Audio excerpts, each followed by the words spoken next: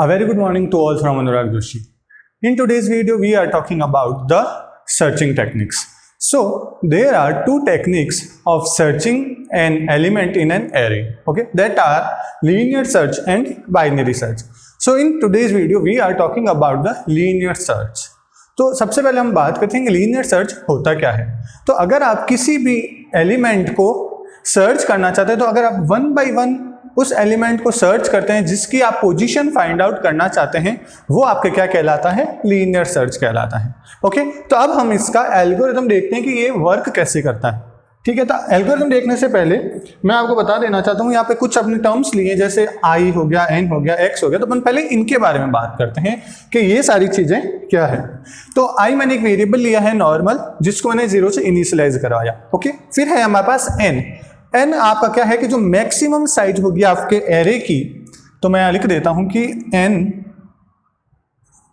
जो भी आपके मैक्सिमम साइज ऑफ एरे, वो आपका क्या कहलाता है, एन कहलाएगा। फिर है इसमें हमने एक्स। एक्स का मतलब है यहाँ पे कि आप किस एलिमेंट की पोजीशन को फाइंड करना चाहते हो। तो हम यहाँ पे फाइंड आउट करना चाहते हैं कि हमारा जो 16 है वो किस पोजीशन पे है। तो यहाँ पे अगर अपन देखें तो x हमारा क्या हो जाएगा, 16 हो जाएगा। ठीक है, और i का वैल्यू हमने 0 से इनिशियलाइज किया हुआ है। ठीक है, आई होप आपको यहाँ तक कोई तरह की दिक्कत नहीं होगी। एक बार वापस बता देता हूँ, n क्या है, जो आपके एरे की मैक्सिमम साइज होगी आपके, वो आपके क्या कहलाएगी, n कहलाएगी। x मतलब जिस एलिमेंट को आप फाइंड आउट करना चाहते हो, और i की वैल्यू 0 मतलब i को हम एक वेरिएबल लिया जिसको 0 से इनिशियलाइज किया है। ठीक है, चलिए, तो अब यहाँ पे हमने सबसे पहले क्या किया, स्टेप 1 के अंदर i की वैल्यू 0 से इनिशियलाइज कर दी।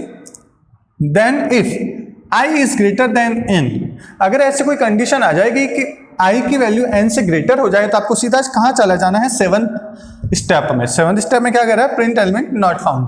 ठीक है, अगर ऐसा नहीं होता है तो हम इसके बाद क्या करेंगे, अगर ये कंडीशन हमारी फॉल्स हो जाती है तो हम इसके अंदर जाएंगे, 3rd स्टेप के अंदर। स्टेप 3rd के अंदर हमें क्या करना है कि जो a ऑफ i की वैल्यू है उसको हम चेक कराएंगे कि वो x के इक्वलेंट है कि नहीं है। यहाँ पे असाइनमेंट ऑपरेटर नहीं है, यहाँ पे ये क्या है, अपन इक्वल है कि नहीं ये चेक करवाने के लिए ये लिखा हुआ है। अगर ऐसा होता है तो अब हम स्टेप 6 के अंदर क्या लिखा हुआ है, क्या लिख देंगे, print element x found at this position.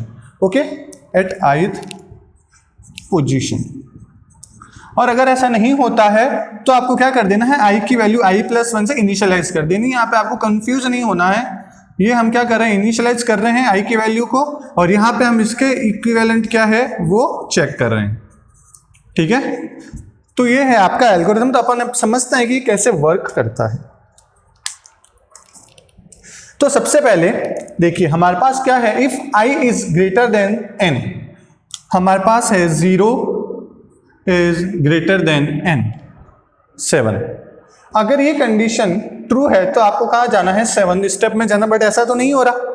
तो हम क्या करेंगे, i चेक कराया, अगर फॉल्स है, अब इसके अंदर गए, यहाँ पे क्या है, a of i is equals to x। तो a ऑफ i की वैल्यू हमारे पास अभी क्या है, 0 है। तो हम क्या लिख रहे हैं कि a of i is equals to x, वो कह रहा है।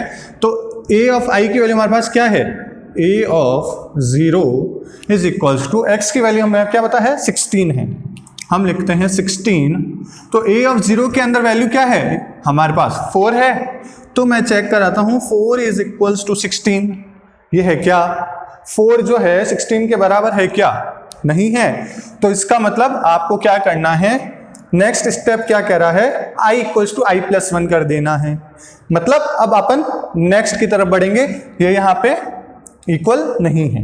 ठीक है, इसके बाद क्या होगा, वापस हम क्या करेंगे, चेक करेंगे। अब i की वैल्यू हमने क्या कर दी है, i को i+1 कर दिया, मतलब i की वैल्यू अब कितनी हो गई, 0+1।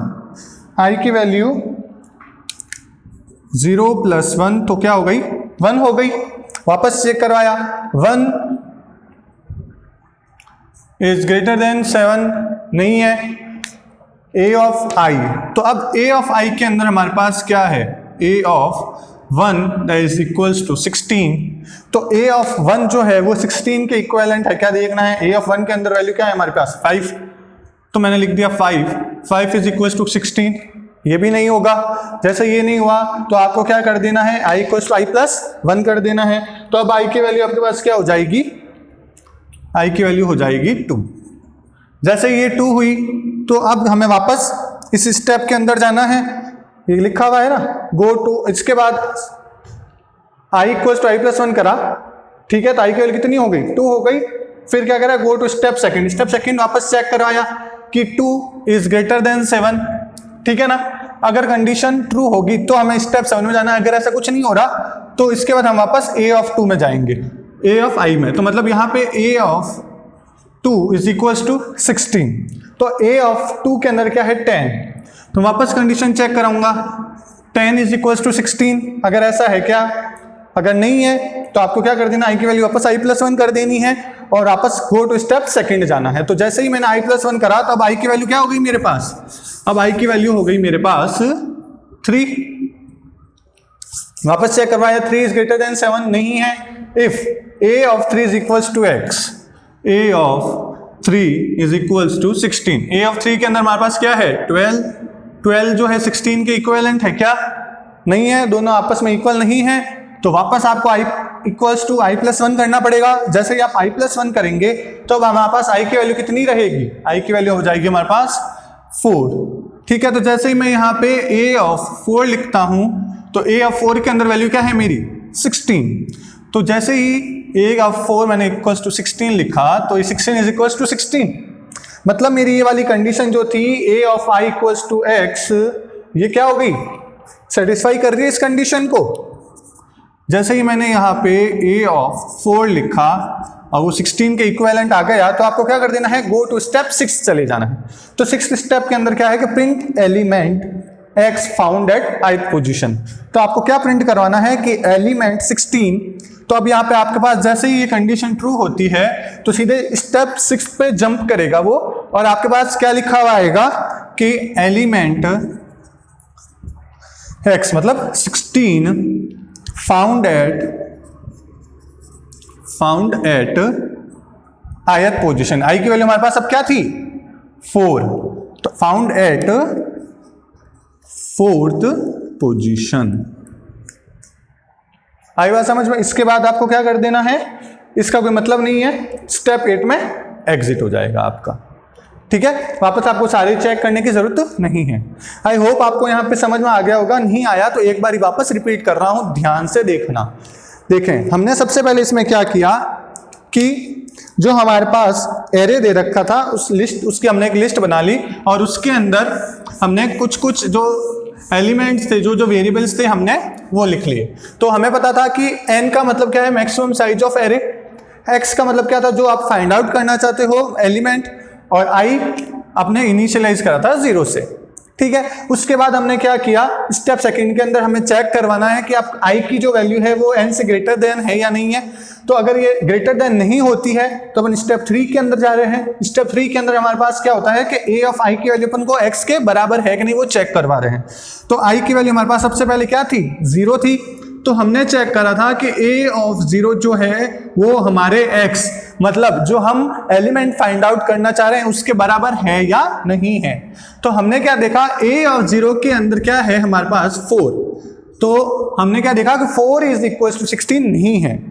अगर ये आपके बारे इक्वल्स टू नहीं होता है तो अगला स्टेप आपको क्या करना है, आपको i की वैल्यू को 1 से इंक्रीमेंट कर देना है। जैसे ही आप 1 से इंक्रीमेंट करेंगे देन वापस आपको क्या करना है, सेकंड स्टेप के अंदर जाना है, वापस वही फॉलो करना है। अगर कंडीशन फॉल्स है अपन इसके अंदर जाएंगे, यहाँ अब i की वैल्यू 0 से क्या हो जाएगी 1, ठीक है। जैसे ये 1 होती है i की वैल्यू तो हमने क्या लिखा, a of 1 is equal to 16 है क्या, तो a ऑफ 1 की वैल्यू क्या है 5, हमने लिख दिया 5 इज इक्वल टू 16। तो 5 इज इक्वल टू 16 भी नहीं सही है, तो इसका मतलब हमें क्या करना पड़ेगा, i की वैल्यू को वापस +1 करना पड़ेगा। और हमने यहाँ ये स्टेप कब तक किया था, जब तक हमारे पास i की वैल्यू 4 नहीं हो गई थी। तो जैसे हमने क्या देखा कि i की वैल्यू अगर अपन 4 लिखते हैं तो हम अगर यहाँ पे 4 करते हैं तो a ऑफ 4 के अंदर हमारे पास क्या है, हमें 16 मिलता है। तो अब a ऑफ 4 में क्या है हमारे पास 16 स्टोर है, तो 16 इज इक्वल टू 16। यहाँ पे हमारी जो कंडीशन है वो ट्रू हो गई है।